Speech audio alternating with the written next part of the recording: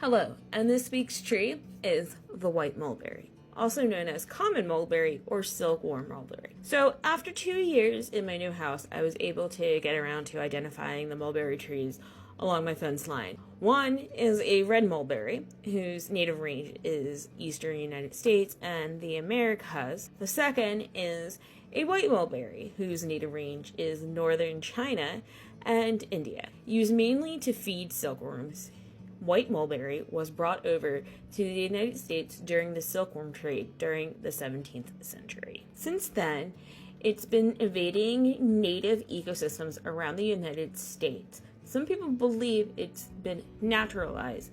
Others believe it can choke and compete out the native red mulberry in territory. Knowing that it can invade and cause harm to my native plants, it was time for it to go.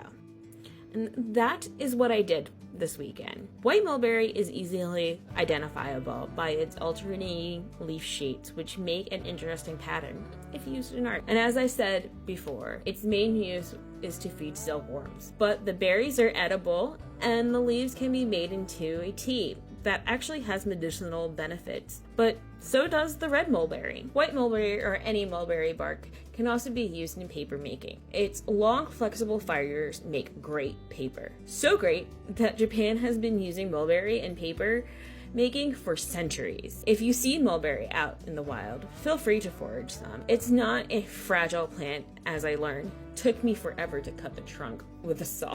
Just make sure when you're doing landscaping to get rid of white mulberry because of its invasiveness, unless you are in northern China. And it's okay to keep red mulberry if you live in the eastern United States, Canada, or Mexico. Thank you, and follow for next week's plant, and don't forget to plant native.